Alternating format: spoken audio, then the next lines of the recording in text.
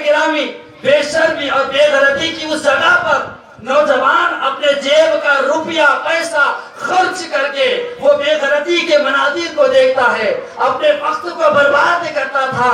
लेकिन आज ऐसा हो गया कि किसी को टाकीज जाने की जरूरत नहीं है, किसी को फिल्म देखने जाने के लिए रुपया पैसा खर्च करने की जरूरत नहीं है। आज घर घर हर जेब में एक टाकीज आ गए जिसमें नौजवान खास तौर पर हलाक व बर्बाद हो रहे हैं। मेरे बुजुर्गों और दोस्तों, अल्लाह के रसूल अलैहिस्सलाम ये इरशाद फरमाते हैं, मल अल्लाहु ऐनहु मिनल हराम मल अल्लाहु ऐनहु यौमल क़ियामति मिनन नार, कि जो शख्स अपनी आंख को हराम से भरेगा क़यामत के दिन अल्लाह रब्बुल इज्जत उसकी आंख को आग से भर देगा, शीशा पिलाकर उसकी आग में डाला जाएगा।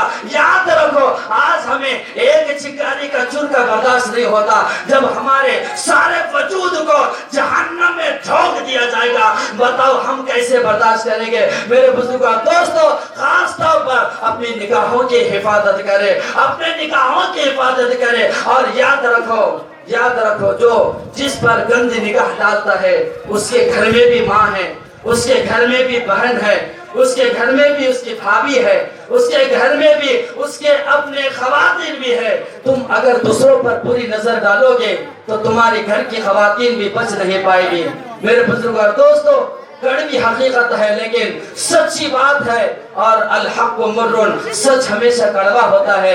मेरे बुजुर्गों और दोस्तों, अपने आंखों की हिफाजत करें, अपने वक्त की हिफाजत करें, अपने वक्त को बर्बाद न होने दे। आज बच्चे अपने वालिदैन के बड़े नाफरमान हो रहे हैं, उसकी वजह एक तो वालिदैन का अपना किरदार है, और दूसरी वजह यह है कि नौजवान गलत सोबत में बैठकर अपने फिक्र को बर्बाद कर रहे हैं। अदीदान मिल्लत इस्लामिया हुज़ूर पाक अलैहिस्सलातु वस्सलाम ये इरशाद फरमाते हैं, रिज़ल रब्बी फी रिज़ल वालिदी, कि रब की खुशी वालिद की खुशी में है। अगर रब को राजी करना है अपने वालिद को राजी करो, रब को राजी करना है अपनी माँ को राजी करो। इंसान जन्नत पाने के लिए नमाज़ें पढ़ता है, जन्नत पाने के लिए रोजे रखता है, जन्नत पाने के लिए उम्रे करता है, जन्नत पाने के लिए वो हज करता है, जन्नत पाने के लिए सदका खैरात करता है, जन्नत पाने के लिए नेक अमाल करता है।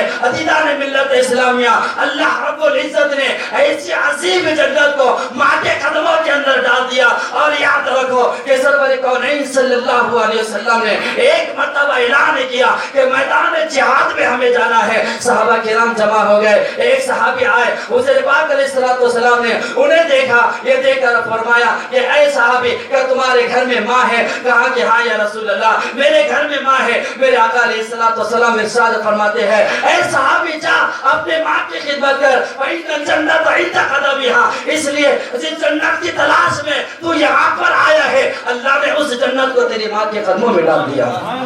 याद रखो नौजवान दोस्तों, अपने वालिदैन की कदर करो, अपने वालिदैन का एहतराम करो।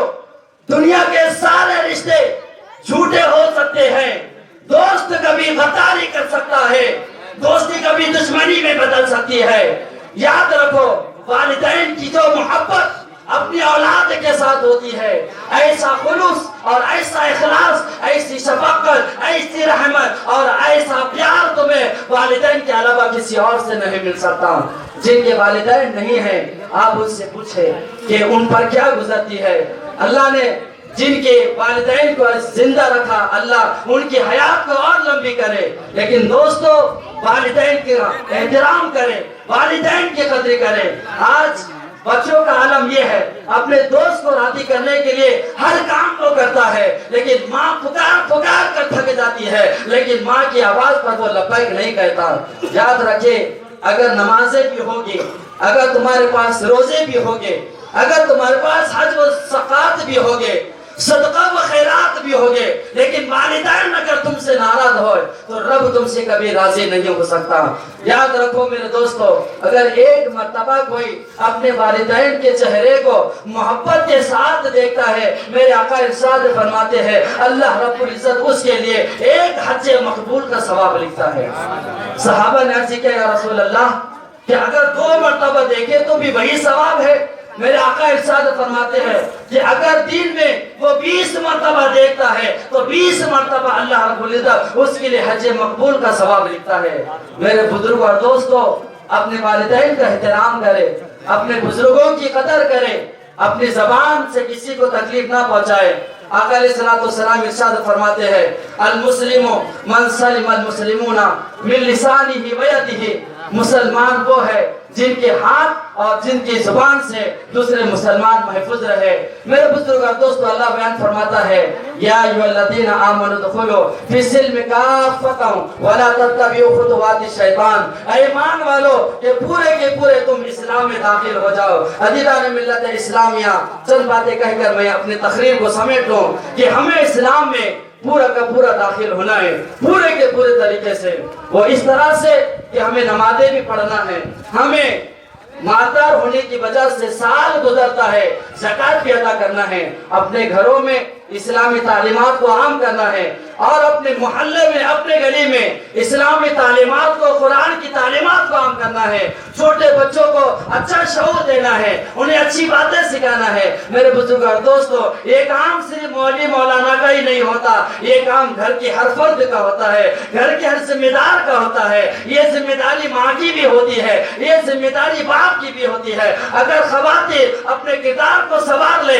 اگر والدین اپنے کردار کو بنا لے، یقیناً ہمارے معاشرے کے اندر ایک عظیم انقلاب آئے گا، ایک عظیم انقلاب آئے گا۔ میرے بزرگوں دوستو، ہم یاد رکھتے ہیں کہ ہر انسان کو ہم نے دیکھا کہ زندگی گزارتا ہے، ہماری آنکھوں کے سامنے وہ مر جاتا ہے۔ ہم نے اپنے آنکھوں سے کتنے جنازوں کو دیکھا، ہم نے اپنے کاندھوں پہ کتنے جنازوں کو اٹھایا، ہم نے اپنے ہاتھوں سے کتنے مردوں کو قبروں کے اندر اتارا۔ میرے بزرگوں دوستو، زندگی کو غنیمت جانے، زندگی خدا کی ایک عظیم نعمت ہے۔ وہ انسان جو دولت کے پیچھے جا رہا ہے، وہ انسان جو اپنا حسن بتا رہا ہے، اور آج کل بے پردگی کا بھی بڑا ماحول ہے۔ میرے بزرگ اور دوستو، اور خاص طور پر پردہ نشین خواتین، اس واقعے کو سنیں کہ سرور کونین صلی اللہ علیہ وسلم کے مبارک زمانے میں ایک شوہر صحابی نے اپنے خاتون سے کہا، اپنے بیوی سے کہا کہ میں سفر میں جا رہا ہوں، اب گھر کے باہر نہیں جانا، اپنے گھر کا خیال رکھنا۔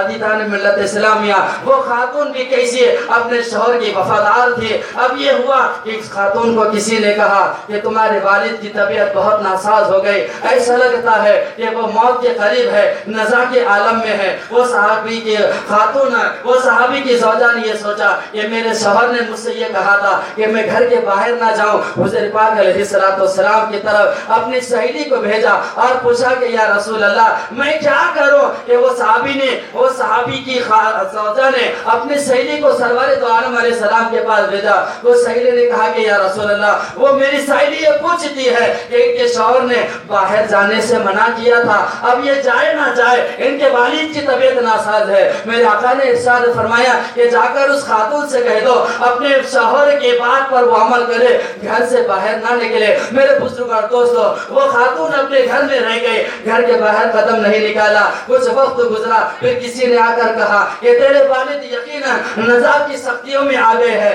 وہ بے چین ہے، وہ مضطرب ہے، وہ تجھ سے ملنا چاہتے ہیں۔ عزیزان ملت اسلامیہ، خاتون پھر نے اپنے سہیلی کو بھیجا۔ میرے آقا نے ارشاد فرمایا کہ جا کر اس خاتون سے کہہ دو کہ وہ اپنے شوہر کی بات پر عمل کرے۔ عزیزان ملت اسلامیہ، وہ گھر میں رہنے والی خاتون آخر بیٹی ہے، اس سے پتہ چل رہا ہے کہ میرے والد موت کے قریب ہے، میرے والد عنقریب موت کو گلے لگانے والے ہیں۔ عزیزان ملت اسلامیہ، آقا بار بار ارشاد فرماتے ہیں اس خاتون سے کہہ دو اپنے شوہر کی بات پر عمل کرے، اپنے شوہر کی اجازت کے بغیر وہ گھر کی چار دیواری کے باہر نہ آئے، اپنے شوہر کی اجازت کے بغیر وہ گھر سے باہر قدم نہ رکھے۔ بالآخر ان کا انتقال ہو گیا۔ آقا علیہ السلام سے پھر پوچھا کہ یا رسول اللہ، اب وہ اپنے والد کے آخری دیدار کے لیے جا سکتی ہے یا نہیں جا سکتی ہے؟ میرے آقا ارشاد فرماتے ہیں کہ جا کر اس خاتون سے کہہ دو کہ ابھی بھی وہ باہر نہ جائے، اپنے شوہر کی بات پر وہ عمل کرے۔